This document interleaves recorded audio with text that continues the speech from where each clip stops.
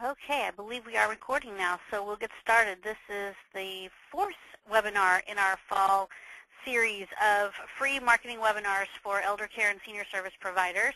And today we're going to talk about ultimate PR success. Get more interviews, TV, radio, and newspaper. And we're going to talk about press releases, how to write one, how to have a great press release, and how to get it noticed. So a lot of this comes from some of my past experience, and by the way, my name is Valerie Van Boeven, and my business partner, George Novison, is on the line. Hi, George. Hi, Valerie. Hello, everyone. And hi, George, and we're going to talk our way through this, and at the end of the webinar, we will take questions. The best way to ask a question is to type it in. You don't have to wait. You can just type in your question in your little questions pane that you have there, your little control panel, and at the very end of the session, we will answer all the questions. It's a lot of fun. We're not unmuting the lines because we had over 100 people register, and right now there are over 50 people on the line, so it would be really loud and cumbersome, so we're not going to do that, but here we go. So let's get started. So one of the things I haven't talked about this in a long time, but back in 2003, I wrote my first book, and because of that, and because of the internet marketing that I did, and this doesn't exactly apply to everybody in their local market, but just sort of as an example, I never thought I'd be quoted in Time Magazine or appear on the Today Show or on CNN-FN, but after learning how to work the PR system with my first book, I learned that with a little persistence, anything is possible. I think at that time I did hundreds of radio interviews all across the country at all hours of the day and night and every day of the week. It was craziness. It was a lot of fun. It was really crazy. But the reality is, for all of you online, you probably want to get some very local visibility, and you want to, your local paper, your local, maybe if you have a news magazine locally, you want folks locally to know about you, to learn more about you, and on the internet. So those are the things we're going to talk about today. But just so you know that anything really is possible, and I'm going to show you some secrets and some tips that I've learned doing PR and doing just internet marketing in general that you probably don't know. So that'll be great, and that'll come through the presentation. So you can have the same local success when you know how, when, and why to submit information to your local press and TV and radio personalities. So this is what we're going to talk about today. We're going to learn how to format a press release, and I'm going to show you an example. Learn why headlines make all the difference. Learn who to call and when to call to pique a reporter's interest in your story. Learn how to take current events or seasonal events and turn them into PR for you. Now remember that we are coming up on not only the holidays, so this is time to think about this, but we're also coming up on November, which is National Family Caregivers Month, and a host of other things. So November is going to start a big time of year where you can really get some good press if you play your cards right. Learn what it takes to get more speaking engagements locally for those of you who are interested in speaking to groups. We're going to talk about that, and learn what a media kit is and who you should hand it to. So a media kit doesn't have to be expensive or fancy, but it certainly is something that you want to have in your suite of marketing materials, at least a few of them, and you can do those yourself. So how did we do it? We did it through something that I call diversified publicity. The key to a successful media campaign is called diversified publicity, and that is generating exposure in as many different media outlets in as many different ways to optimize the chances of publicity for the product or business. So what that means is you go with everything. It's not just radio, it's not just TV, it's not just a newspaper, but it's all of those things plus the internet. And when you do that in a diversified way, then you start to see real results.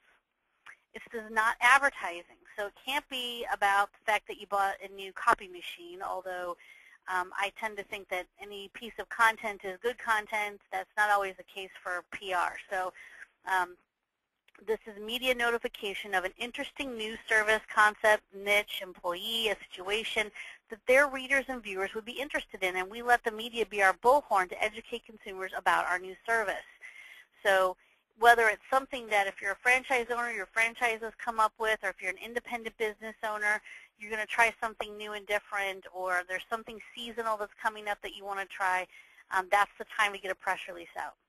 So we researched and contacted media outlets whose profiles matched our needs and submitted effective feature pitches to appropriate editors, reporters, and producers. And that was just the beginning of what we had to do. There's a lot of work involved in this, but if you organize yourself, just like with any marketing strategy, if you organize yourself, get everything in order, know who you're going to contact, then you can really make a big difference. The key to generating the most media interest is meticulous media interaction over an extended period of time. And this goes back to our conversations we've had over the last few webinars about follow-up failure.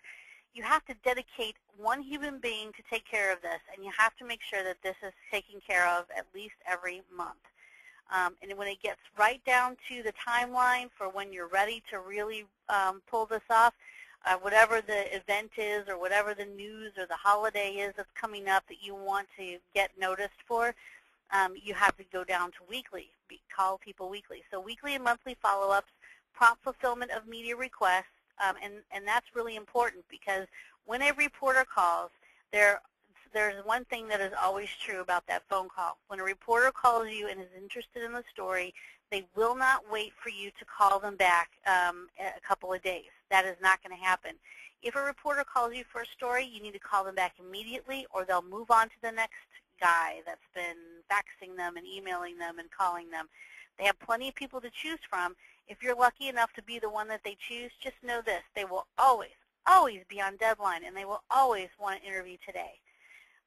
So even if you're very, very busy, if this is important to you, set something aside and go ahead and fulfill that media request, because if you don't, your competition will. And to have an ongoing editorial calendar and research and pitches. So here's the thing. If you know that November and December are coming up, obviously, and this is the holidays, we know there's going to be a couple of things true about all of this. Cold weather, number one. So we're all talking mainly on this call about working with seniors. So we've got cold weather issues coming up. We have National Family Caregivers Month. We have holidays coming up all over the place between November and January. So there are tons of issues that can be talked about, reported on, some feel-good stories, and all kinds of things. If you're going to be donating blankets to a local shelter for the winter, if you're going, whatever it is that you decide to do, now is the time to get your little campaigns ready to go so that you can get them out there fast and you can be the first one to hit with the media. This is where many publicity campaigns fall short. Many business owners have the misconception that they can simply write a single press release, submit it to a media release distribution service, and the media interest will pour in. So if you write a press release and you submit it to prnews.com or any one of the many internet sites, that does not mean, thousands and thousands and thousands of people a day do that. So that does not mean that you're actually going to capture the attention of a reporter anywhere. You almost have to know somebody or have been in constant contact with that reporter. They have to recognize your name when they are listening to their voicemail because they won't pick up the phone typically. So they have to know who you are in order to respond. And that means that you have to be consistent, not irritating, but very consistent about connecting with them. And LinkedIn is going to be a great way to do that. For those of you who are LinkedIn users, this is another reason why you should be using LinkedIn. And I'm going to talk about that in just a minute.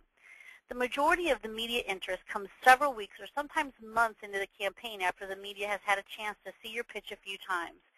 Just like playing cards, sometimes you have to deal them several times before you win a hand, but that winning hand can be very beneficial to you. It's sort of like back in, let's say, 2003, 2004, 2005, it was considered hitting the gold mine, hitting the jackpot or hitting a gold mine if you got a call from the Oprah Winfrey Show. And I have a story about that. I got a call from the Oprah Winfrey Show one time, and I thought that I would never have to work again after that. But it turns out that they were looking for something that didn't exist, and so it didn't really do me any good. But that is something that used to be the big deal. If you get a call from the Oprah Winfrey Show, oh my gosh, you've made it, all the authors that have been on there. So sometimes you have to really play your cards over and over again to be dealt that winning hand. And even if you make it to the Today Show, or you make it on your local news channel in the morning, in drive time, or while people are getting ready for work and you're there to promote your service or your business or something you guys are doing, it doesn't mean that everybody's going to see it. It doesn't mean that you're going to be, but it's worth the work that comes from it, because the calls will pick up, the leads will come in, and people will flock to someone who has the credibility of having been on television or on the radio. And always, always, always, when you get that opportunity, make sure you get a recording of that segment. Either have somebody at home record it, or make sure that the TV station or the radio station records it and gives you a copy, because that's something you can use on your website. This is an aspect where business owners often fail to take full advantage of the media market. And then we're talking about relative releases here. And this is a really interesting concept. So think about this in terms of the employees that you have, where you came from, what you're doing. Relative releases. So use information about your owners or your staff, like hometowns, cities where they may have lived or been employed in the past, towns where they attended college, etc. Then hit the media in those markets with what I call a relative release, a pitch alerting them that someone with a connection to their market, a native, a former resident, an alumnus, is involved in an interesting newsworthy venture, like former Waukesha resident launches innovative reverse mortgage service, or and that's something that we've, that's one example. It could be former Waukesha resident launches innovative home care service, or innovative assisted living facility, service, or something like that. So whatever it is that you do, think about where you grew up. If you grew up around where you're doing business, this might be something that you could do. It's called a relative release. Oops. Local media are typically very receptive to features that have a local connection. So think about that. Those local features many times get picked up by news syndicates that may make the story go nationwide. It's a creative and effective way to turn a local story into a national one and generate extensive media exposure for your product or business. And then let's talk about parallel media targeting, and then we're going to get into some examples real quick. One of the biggest mistakes with most publicity campaigns is improperly determining the media market, and that is to say, in addition to obvious media targets like newspaper business editors or feature producers, make many creative pitches to gain interest from several other contacts at magazines, newspapers, and broadcast media locally. So don't just fax your press release to your local NBC affiliate to the newsroom. You may want to seek out the person who's really in charge of human interest stories, or the show that may really resonate with seniors, and make sure that your fax or your mail or your voicemail is to their attention. And make 3 different pitches over the course of a 9-month campaign.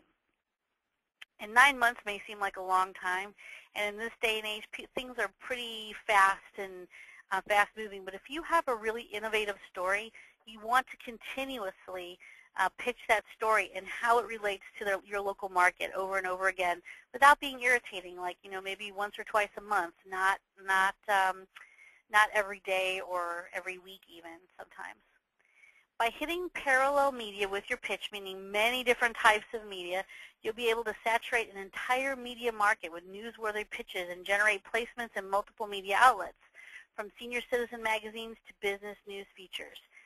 The key to this is to tailor the pitch to the respective media market, so consumer versus business versus lifestyle. So in other words, if it's something about a senior service, it's probably not going to, if you have a mommy segment, that's probably not the segment producer that you want to pitch to. Much like a game of cards, the success of your publicity campaign comes down to how you take advantage of the cards you're dealt. The player who can create a winning hand will be the one that ends up with the most money in the end, and that isn't a deal isn't that a deal you want for you and your company?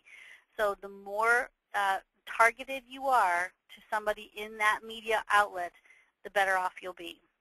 So let's talk about headlines, and then I promise I'm going to show you an example of what a really good press release looks like. And today there are also what we would call virtual press releases or internet or multimedia press releases that, that people are using, and those are even more important. So the headline is one of the most important components of the press release. It needs to grab the attention of the editor. It should be in bold type in a font that's larger than the body text. You want to use Arial, Times New Roman, or Verdana.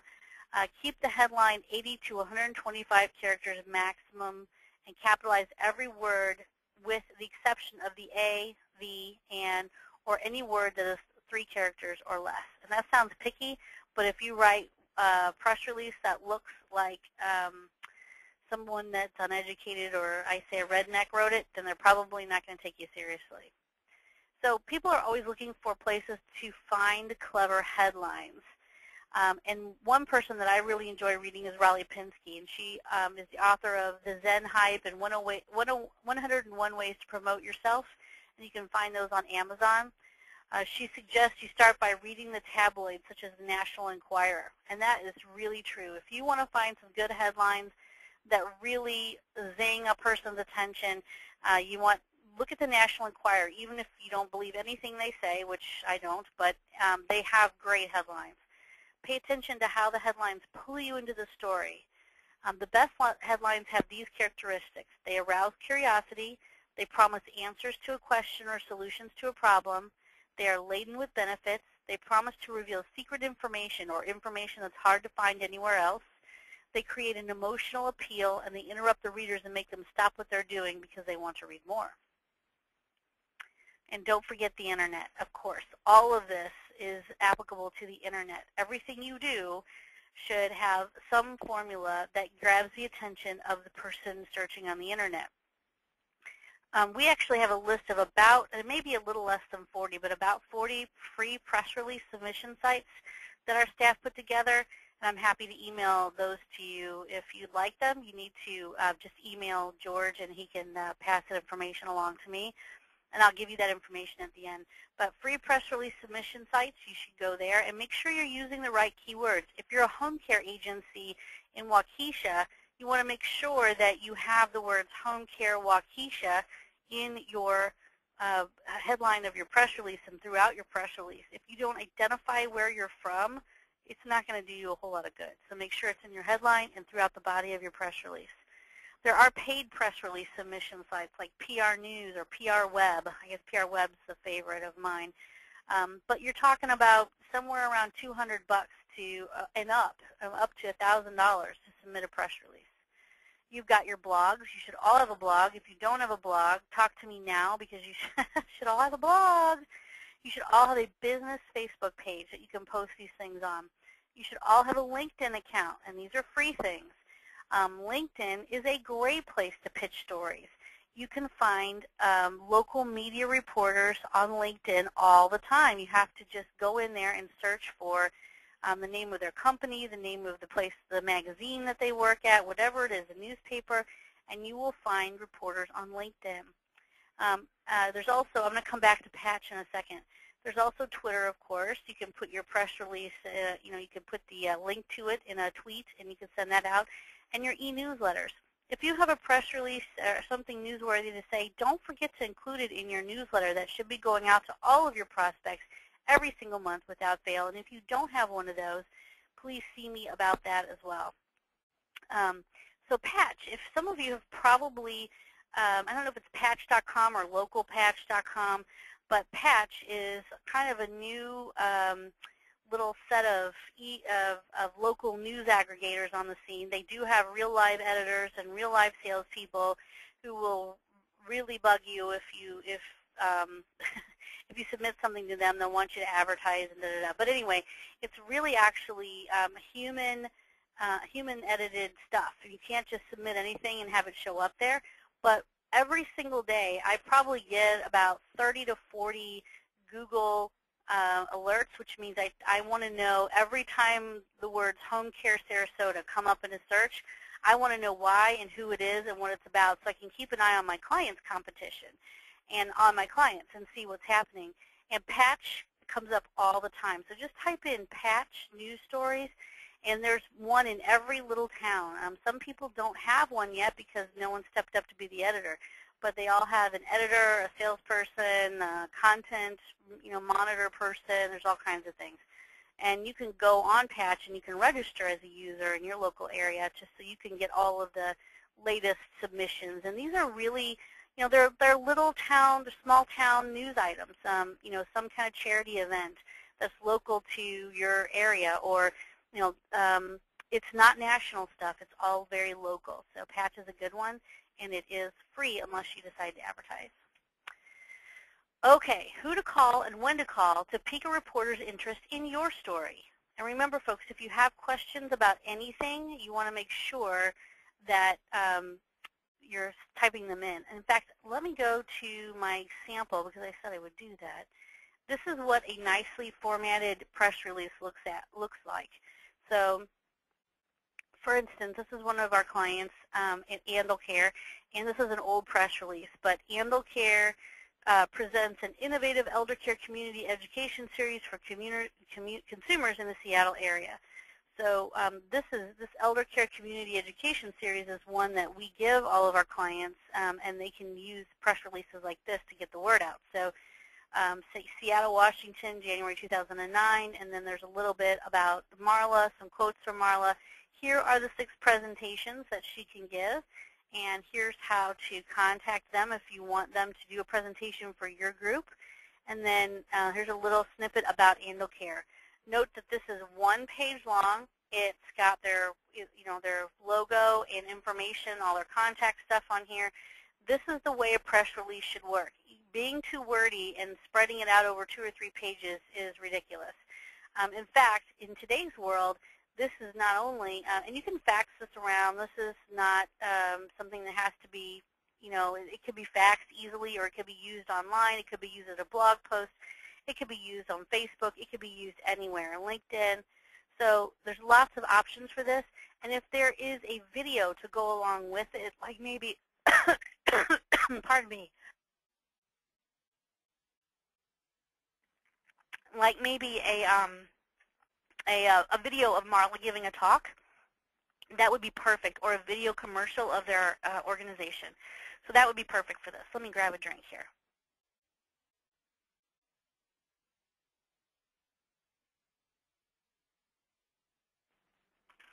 Okay, so that is an example of a great press release. If anybody wants this, they can have it. They just need to email George.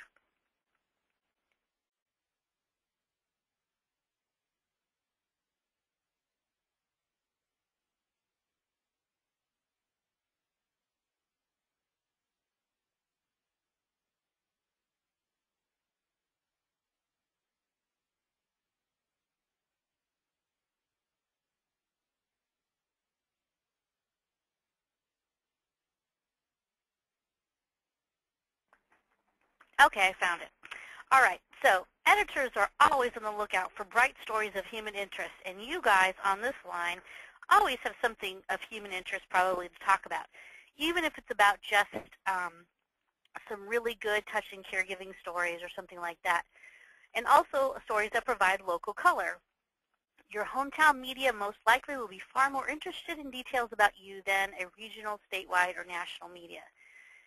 Yes, it's harder to go national, but local media are always looking for something good to say, even though it seems like they say something bad a lot. But here are examples of content that generate reporters' interest.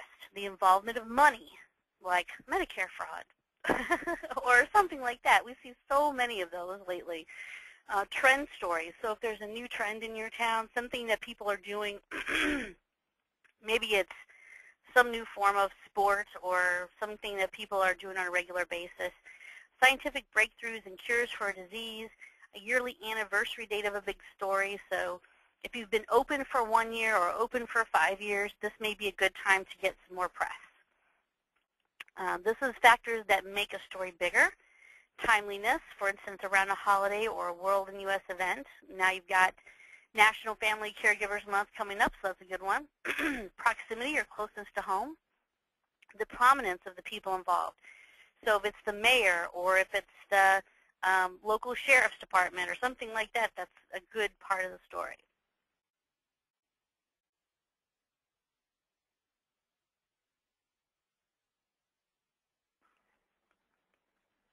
the size of the impact once the story plays out, and the human interest level of the story.